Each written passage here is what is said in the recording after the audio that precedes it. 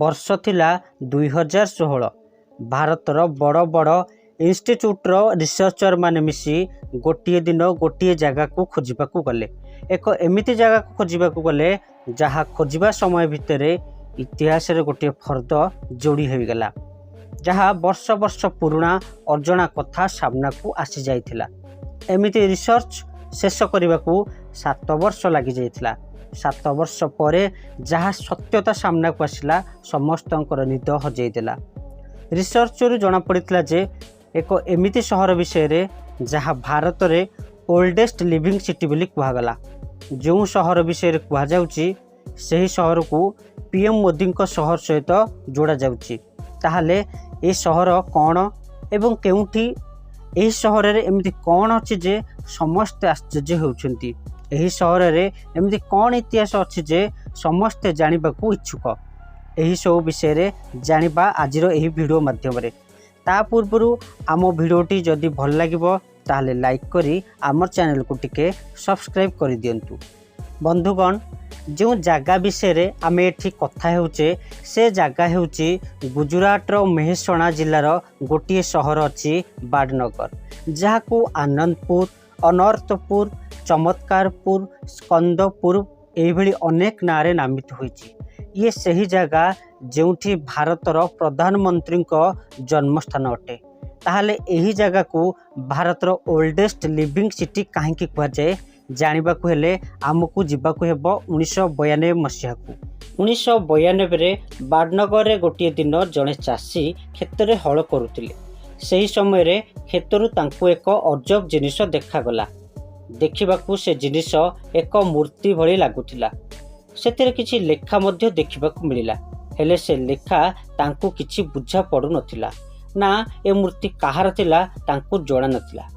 ସେ କାଳ ବିଳମ୍ବ ନକରି ପାଖରେ ଥିବା ପୋଲିସ ଷ୍ଟେସନକୁ ଗଲେ ଏବଂ ପୋଲିସକୁ ସେ ମୂର୍ତ୍ତି ସବୁ ଦେଖାଇଲେ। ମୂର୍ତ୍ତିକୁ ଦେଖି ପୋଲିସ ମଧ୍ୟ ଡରିଗଲା। ପୋଲିସମାନଙ୍କୁ ମଧ୍ୟ ଏ ମୂର୍ତ୍ତି ଦେଖି କିଛି ବି ବୁଝା ପଡ଼ିଲାନି। କିନ୍ତୁ ଏତିକି ତ ବୁଝା ପଡ଼ିଲା ଏ ମୂର୍ତ୍ତି ବହୁତ ପୁରୁଣା ଅଟେ। ତାପରେ ପୁରୁଣା ମୂର୍ତ୍ତି ଯଦି ସାମ୍ନାକୁ ଆସିବ, ପୋଲିସର ମୁଣ୍ଡରେ ଗୋଟିଏ କଥା ଆସିବ, SIକୁ ଦେଇଦେବା, ମାନେ ଆର୍କୋଲୋଜି ସର୍ଭେ ଅଫ୍ ଇଣ୍ଡିଆ, ଭାରତର ଯେଉଁ ପ୍ରତ୍ନତତ୍ତ୍ୱ ବିଭାଗ ଅଛି ତାକୁ ହସ୍ତାନ୍ତର କରାଯିବା। ଆର୍କୋଲୋଜି ବିଭାଗ ଏ ମୂର୍ତ୍ତିକୁ ଦେଖି ବହୁତ ଉତ୍ସାହିତ ଥିଲେ। ତାପରେ ମୂର୍ତ୍ତିକୁ ଦେଖି ତନଖିଲେ, କିଛି ଜାଣିବାକୁ ପାଇଲେ। ଟିକେ ଚିନ୍ତା କରି ଭାବିଲେ ଏ ମୂର୍ତ୍ତି ଭଳି ଅନ୍ୟ ମୂର୍ତ୍ତି ବହୁତ ସ୍ଥାନରେ ମିଳିଛି। ମୂର୍ତ୍ତିରେ ଯାହା ଲେଖା ହୋଇଛି ସେ ସମୟରେ କିଛି ବୁଝିପାରିନଥିଲେ, କିନ୍ତୁ ପ୍ରତ୍ନତାତ୍ତ୍ୱିକ ବିଭାଗ ଏହା ଜାଣିପାରିଲା ଯେ ତାଙ୍କ ହାତରେ କିଛି ବଡ଼ ତଥ୍ୟ ଲାଗିଛି, ଯାହା ଭାରତର ଇତିହାସକୁ ସ୍ୱର୍ଣ୍ଣିମ ଅଧ୍ୟାୟରେ ସାମିଲ କରିପାରିବ। କହିବାକୁ ଗଲେ ସେ ମୂର୍ତ୍ତି ଏକ ବୁଦ୍ଧିଷ୍ଟଙ୍କର ଥିଲା। ପ୍ରତ୍ନତତ୍ତ୍ୱ ବିଭାଗ ପୁରା ଯାଞ୍ଚ କରି ତାଙ୍କୁ ମିଳିଲା ଏ ସ୍ଥାନରେ ବୌଦ୍ଧ ଧର୍ମର ଛାପ ରହିଛି ବୋଲି। ଯଦି ରହିଥିଲା ତାହେଲେ କେତେ ବର୍ଷ ପୂର୍ବରୁ। ଶେଷରେ ଯୋଜନା ହେଲା ସେ ସ୍ଥାନରେ ଖୋଳାଯିବ, ତାପରେ ଯାଇ ସମ୍ପୂର୍ଣ୍ଣ ତଥ୍ୟ ମିଳିପାରିବ। ଏହାପରେ ବାଡ଼ନଗରରେ ଅଲଗା ଅଲଗା ଜମିରେ ଖୋଳିବା ଆରମ୍ଭ ହେଲା। କିଛି ଦିନ ଗଲା, କିଛି ମିଟର ପର୍ଯ୍ୟନ୍ତ ଖୋଳା ମଧ୍ୟ ହେଲା, କିନ୍ତୁ କିଛି ସେମିତି ଖାସ୍ ଜିନିଷ ମିଳିପାରିନଥିଲା। କିନ୍ତୁ ବିରକ୍ତ ନ ହୋଇ ଖୋଳାଖୋଳି କାମ ଜାରି ରହିଲା।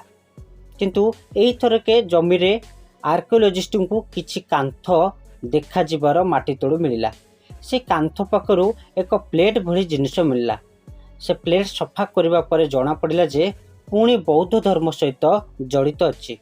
ଏଥିରୁ ସ୍ପଷ୍ଟ ଅନୁମାନ କରି ହେଉଥିଲା କୌଣସି ଯୁଗରେ ବୌଦ୍ଧ ଧର୍ମର ବିକାଶ ହୋଇଥିଲା। ଧୀରେ ଧୀରେ ବାଡ଼ନଗରରେ ଖୋଳାଖୋଳି କାର୍ଯ୍ୟକ୍ରମ ଜାରି ରହିଲା। ଆର୍କିଓଲୋଜିଙ୍କୁ ଏବେ ମଧ୍ୟ ଲାଗୁଥିଲା ଏ ସ୍ଥାନରେ କିଛି ରହସ୍ୟମୟ ଜିନିଷ ରହିଛି। ଶେଷରେ 2016ରେ 4 ବଡ଼ ଇନଷ୍ଟିଚ୍ୟୁଟ୍, ଯେଉଁଥିରେ IIT Kharagpur, archaeology survey of India, physical research laboratory, Jawaharlal Nehru university ଏବଂ ଡେକାନ କଲେଜ ସାମିଲ ଥିଲେ। ଏହିମାନେ ସବୁ ମିଶିକି ବଡ଼ ଧରଣର ଗବେଷଣା କଲେ। ସେମାନଙ୍କର ଗବେଷଣା 2023 ପର୍ଯ୍ୟନ୍ତ ଚାଲିଲା, ଯେଉଁଥିରେ ତାଙ୍କୁ 20 ମିଟର ପର୍ଯ୍ୟନ୍ତ ଜମିକୁ ଖୋଳିବାକୁ ପଡ଼ିଥିଲା। ଖୋଳିବା ପରେ ତାଙ୍କୁ ଏମିତି କିଛି ମିଳିଥିଲା ଯାହା ଭାରତର ଇତିହାସକୁ ଭଲସେ ବୁଝିହେବ। ରିସର୍ଚ୍ଚର ଯାହା କହିଲେ ଏହା ଆମକୁ ବୁଝିବାକୁ ହେବ ବାଡ଼ନଗରକୁ ଭାରତର ଓଲ୍ଡେଷ୍ଟ ଲିଭିଂ ସିଟି କୁହାଯିବ। लिविंग सिटीर अर्थ जोंठी लोके रहिबा बंद करनथिबे। आर्कियोलॉजिस्टଙ୍କ कहवा अनुଯାयी 2800 वर्ष पूर्वे एही जगह अलग अलग राजा महाराजा किए ने के रही आसुछंती। आईआईटी खड़गपुर प्रोफेसर कहती वाराणसी को ओल्डेज सिटी कहुए, किंतु एक्जाक्टली कहीहेबनी वाराणसी लोक मैंने कंटिन्यूअस रही आसुछंती बोली कौन से प्रमाण नहीं। किंतु बाड़नगर जहाँ आमको तथ्य मिली ताहा आधार एठी लोक मैंने कंटिन्यूअसली रही आसुछंती। सबुठारु बड़ कथा हेउची गवेषणाकार मानकु बाड़नगर डार्क एज बोली भूल साब्यस्त कर देछि। बाड़नगर खोलिया परे एक कंकाल मिला जहाँ 3400 वर्ष पूर्वर कंकाल अटे। कार्बन डेटिंग पर यार सत्यता जड़ा पड़ी। बाड़नगर 7टा सांस्कृतिक जुगर मुख्य साक्षी हो रही। तत्सहित महाभारत सहित बाड़नगर रहस्य आज आश्चर्यकर लगे। कहुए महाभारत समय राजा अनार्त राजवंशर शासन थिला, जहाँ चाइनीज परिव्राजक सुआंगजांग बरण जनाए। तेणु गोटे वाक्य कहवाक गले एटी जुग आरंभ कंटिन्यूअसली लोक मैंने रही आसुचंती, जहाँ 2023 रे जना पड़ीथिला। तत्सहित मोदीजी गाँ होइतिबारु बाड़नगर एबे चर्चारे रही अछि।